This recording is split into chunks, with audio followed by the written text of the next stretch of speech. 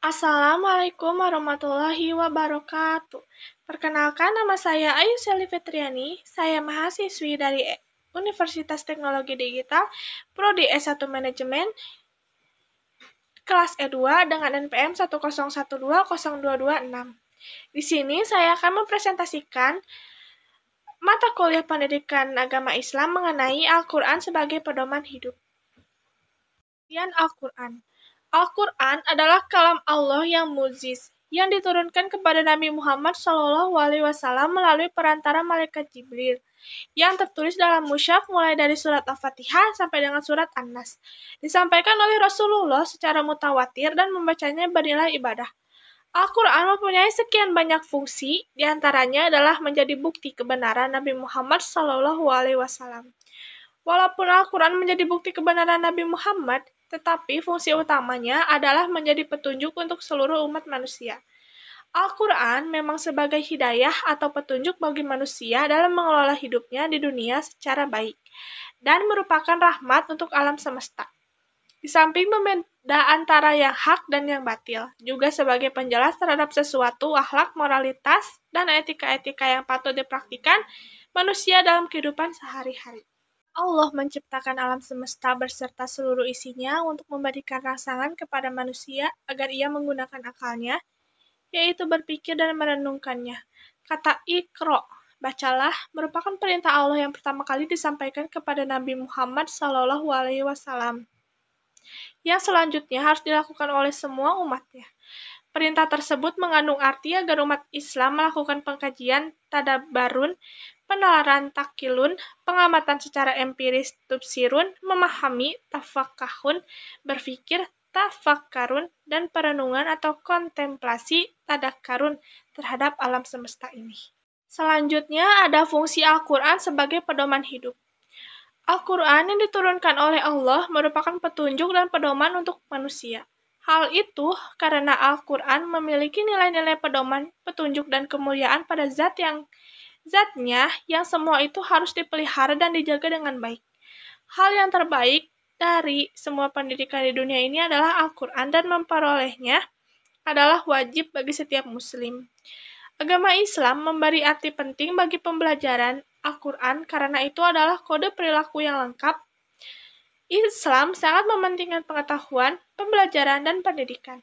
Oleh sebab itu, fungsi Al-Quran dalam agama Islam sangatlah esensial dalam kehidupan beragama. Lalu selanjutnya ada fungsi Al-Quran dalam Islam. Yang pertama ada Al-Huda atau petunjuk. Di dalam Al-Quran ada 3 posisi Al-Quran yang berfungsi sebagai petunjuk. Al-Quran menjadi petunjuk bagi manusia secara umum, petunjuk bagi orang-orang yang bertakwa, dan petunjuk bagi orang-orang yang beriman. Yang kedua ada Al-Furqan atau pemisah. Al-Quran bisa menjadi pemisah antara yang hak dan yang batil, atau antara yang benar dan yang salah. Yang ketiga ada Al-Ashifa atau obat. Dengan membaca Al-Quran dan mengamalkannya dapat terhindar dari berbagai penyakit hati. Yang keempat ada Al-Mau'izah atau nasihat. Al-Quran juga berfungsi sebagai pembawa nasihat bagi orang-orang yang bertakwa dan juga sebagai sumber pokok ajaran Islam. Ada fungsi Al-Quran bagi kehidupan manusia. Yang pertama, sebagai petunjuk jalan yang lurus, Al-Quran memberikan petunjuk agar umat manusia dapat terus berjalan di jalan yang lurus. Merupakan mukjizat bagi Nabi Muhammad SAW, meskipun Nabi Muhammad tidak dapat membaca dan menulis, namun Allah menjaga Al-Quran yang diwahyukan kepada beliau. Al-Quran dapat memantapkan iman Islam. Manfaat dalam membaca Al-Quran adalah memahami artinya dapat membuat kita lebih mantap memegang teguh ajaran Islam.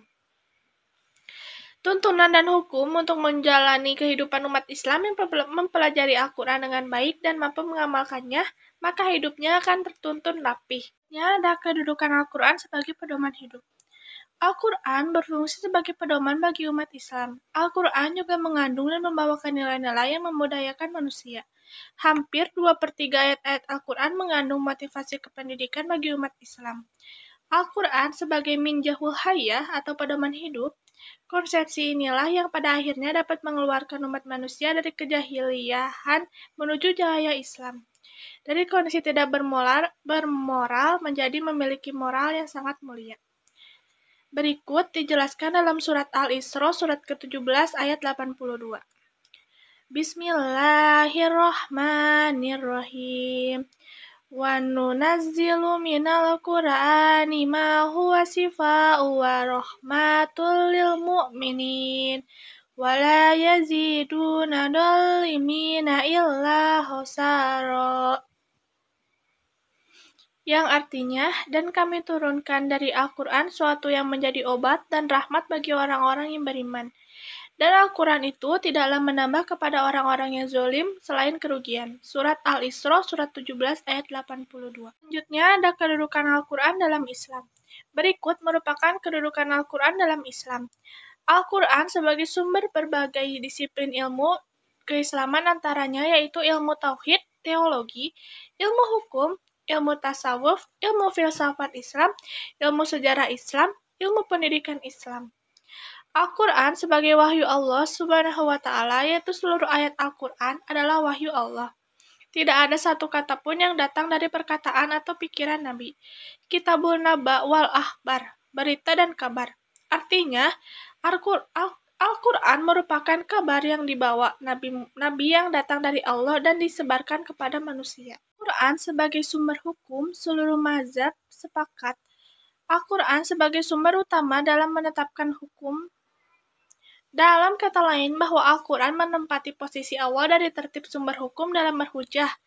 Al-Quran disampaikan kepada Nabi Muhammad secara lisan, artinya baik lafaz ataupun maknanya dari Allah Subhanahu wa Ta'ala. Al-Quran termaktub dalam mushaf, artinya bahwa setiap wahyu Allah yang lafaz dan maknanya berasal darinya, itu termaktub dalam mushaf, telah dibukukan. Agama Islam datang dengan Al-Qur'annya membuka lebar-lebar mata manusia agar mereka menyadari jati diri dan hakikat hidup di muka bumi. Ada kesimpulan dari materi yang saya sampaikan adalah kedudukan Al-Quran sangat utama dalam hukum Islam karena langsung diturunkan oleh Allah Subhanahu wa Ta'ala.